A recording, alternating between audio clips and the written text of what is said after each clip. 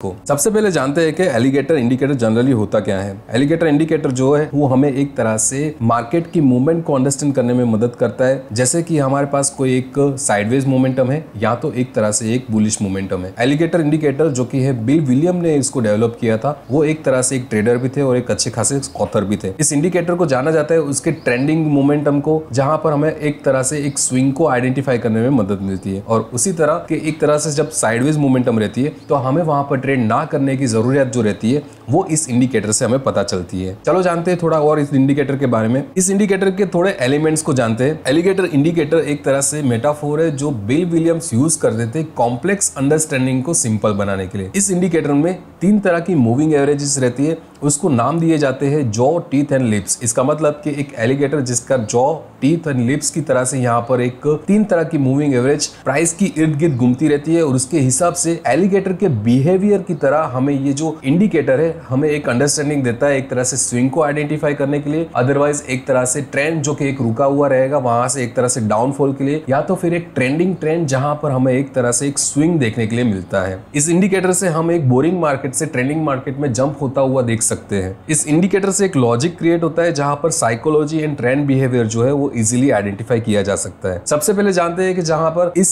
Price action को एक sleeping alligator बोलते हैं। इसका मतलब कि ये इंडिकेटर अप्लाई करने के बाद हमारे पास एक तरह से एलिगेटर जैसे सो रहा हो वैसे हमें इंटरप्रिटेशन देता है। वहां पर हमारे पास जॉ, टीथ एंड लिप्स, इसका मतलब कि blue, red and green line जो है वो एक तरह से इंटरट्विन रहती है। इसका मतलब कि एक दूसरे से टेंगल रहती है और बहुत ही नजदीक रहते हैं अपनी प्राइस एक्शन के आसपास। इसका मतलब ये होता है कि मार्केट जो है वो रेंज बाउंड है, एक कंसोलिडेशन जोन के आसपास है और एलिगेटर जैसे कि एक तरह से सोया हुआ रहता है, वो एक अपने नेक्स्ट फेज के लिए आगे बढ़ रहा है। इसका मतलब है कि मार्केट में माइट भी कहीं ना कहीं एक तरह से ब्रेकआउट या फिर ब्रेकडाउन जो के आने वाला है। इस तरह की एक अंडरस्टैंडिंग को हम स्लीपिंग एलिगेटर बोलेंगे। इसकी डिटेल अंडरस्टैंडिंग हम डेफिनेटली एक चार्ट के थ्रू हम समझेंगे। दूसरा फेज है जहां पर वेकिंग अप एलिगेटर बोलते हैं। यहाँ पर हमारे पास green, red and blue line जो रहती है वो एक तरह से आइदर अप साइड और आइदर डाउन साइड पर रहती है और वहां पर मार्केट जो है वो ट्रेंड की शुरुआत करता है और एक स्ट्रॉन्ग ट्रेंड की हमें इंटरप्रिटेशन देता है। इस कॉन्सेप्ट को एलिगेटर की तरह हम समझ सकते हैं जैसे कि एलिगेटर अब जाग चुका है और अपनी अपॉर्चुनिटी को फाइंड करने के लिए, हंट करने के लिए मार्केट में आ रहा है। यहाँ पे हमारे पास जो ट्रेंड रहेगा वो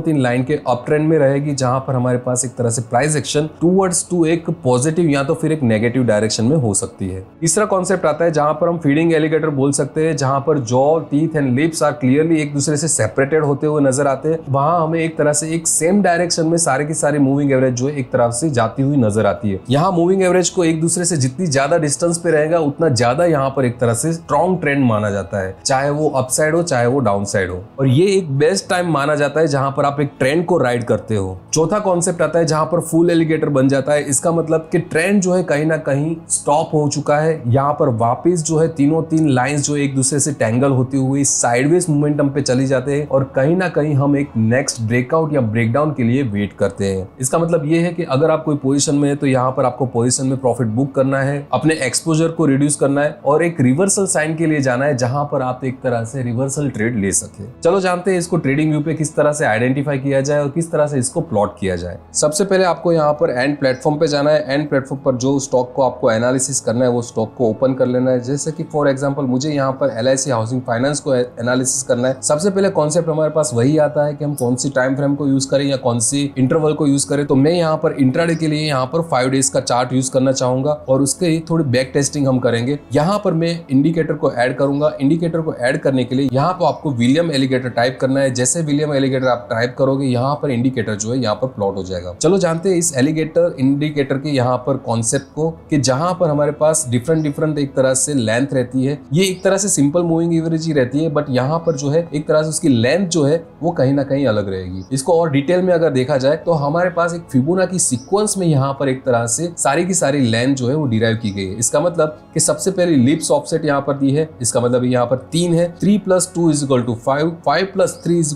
8, 8 + 8 = 16। अगर थोड़े ध्यान से इसको एनालिसिस किया जाए तो ये एक तरह से फिबोनाची सीक्वेंस है जहां पर लेंथ को यूज किया गया है। यहाँ पर चाहे जितने भी डिफरेंट नाम लिखे हो, यहाँ पर जो, टीथ या लिप्स, बट यहाँ पर जो है एक सिंपल मूविंग एवरेज ही यहाँ पर यूज हो रही है। सबसे पहले मूविंग एवरेज 3 की यूज होती है, उसके बाद यहाँ पर 5 की और उसके बाद यहाँ पर 8 की, और उसी के साथ हमारे पास 8, 13 और 21 जो है वो भी एक तरह से फिबोनाची सीक्वेंस के नंबर है। और इस तरह तरह से हमारी जो है लेंथ यहाँ पर डिराइव होती है। इसमें कुछ चेंजेस करने की जरूरत नहीं है, जो सेटिंग्स यहाँ पर अवेलेबल है उसी के साथ यहाँ पर बहुत ही अच्छी तरीके से आप ट्रेड कर सकते हैं। यहाँ पर थोड़े चार्ट को हम एनालिसिस करते हैं। सबसे पहले यहाँ पर एक तरह से आप स्लीपिंग एलिगेटर को यहाँ पर देख सकते हो, जहाँ पर एक तरह से मूविंग एवरेज जो एक दूसरे से टेंगल्ड है। जैसे ही यहाँ पर ब्रेकआउट आता है, हमारी प्राइस एक्शन जो है ये तीनों मूविंग एवरेज के ऊपर की तरफ चली जाती है और यहाँ पर हमारे पास एक अच्छी खासी स्विंग जो है आप आसान तरीके से देख सकते हो। यहाँ पर एंट्री लेने के लिए जहाँ पर आपके पास प्रीवियस कंफर्मेशन रहेगा एक स्लीपिंग एलिगेटर का, उसका स्विंग का लो जो रहेगा वो आपका यहाँ पर स्टॉप लॉस रहेगा। अगर मैं यहाँ पर स्टॉप लॉस देना चाहूँ तो ये आपका यहाँ पर स्टॉप लॉस हो जाएगा और उसके बाद आपकी जो एंट्री रहेगी डेफिनेटली तीनों मूविंग एवरेज के अप साइड पे यहाँ पर एंट्री रहेगी और ये जो मोमेंटम है आप इजीली कैप्चर कर सकते हो। सेकंड फेज आएगा जहां पर एक तरह से एक काउंटर ट्रेंड आपको देखने के लिए मिलेगा। यहाँ पर आप चाहे तो री एंट्री भी कर सकते हो। इसका मतलब ये जो मिडल लाइन जो है इसको हम यहाँ पर टीथ लाइन बोलते हैं। टीथ लाइन पर जहां पर प्राइस एक्शन आती है वो ट्रेंड पर एक वापस री एंट्री करने का एक बेटर अपॉर्चुनिटी रहती है। एंड सेम चीज आगे जाके भी हमें देखने की मिलती है कि एक अच्छा खासा ट्रेंड जो है यहाँ पर रिफॉर्म हो रहा है। आगे जाके एक और बार हमारे पास वही तरीके से इंटरप्रिटेशन मिलती है जहां पर वापस एलिगेटर जो है सो जाता है। इसका मतलब कि इंडिकेटर पे तीनों मूविंग एवरेज जो है एक दूसरे के साथ टेंगल हो जाती है और यहाँ पर हमें एक अंदाजा मिलता है कि बस यहाँ पर जो है प्रॉफिट बुक कर लेना है। आगे जाके और देखेंगे अगेन हमारे पास कोई अगर राइड आती है तो वो डेफिनेटली एक तरह से ब्रेकआउट रहेगा। ब्रेकआउट जो रहेगा वो तीनों मूविंग एवरेज के अप साइड पे जैसे ही प्राइस एक्शन जाती है हमारे पास एक नया ट्रेंड जो है वो तैयार हो जाता है। एक और सिनेरियो हम देखते हैं जहां पर हमारे पास एक तरह से डाउनफॉल को आइडेंटिफाई किया जाए। अगेन सेम चीज की यहाँ पर वापस हमें एक स्लीपिंग एलिगेटर तरीके की एक इंटरप्रिटेशन यहाँ पर मिल रही है। वापस हमारे पास तीनों मूविंग एवरेज जो एक दूसरे के साथ टेंगल हो रही है। जैसे ही यहाँ पर तीनों मूविंग एवरेज को प्राइस एक्शन क्रॉस डाउन कर लेती है हमारे पास एक अच्छी खासी एक ब्रेकडाउन आ जाती है। इसी ब्रेकडाउन के साथ अगर आप चाहो तो वापस टीथ लाइन के आसपास कहीं ना कहीं वापस एंट्री ले सकते हो और छोटे मोटे ट्रेड यहाँ पर आप एग्जीक्यूट कर सकते हो। एंड अगेन स्विंग हाई जो रहेगा आपका यहाँ पर स्टॉप लॉस रहेगा। इनकेस के अगर आप बिटवीन ऑफ कॉन्सेप्ट यहाँ पर आप ट्रेड कर रहे हो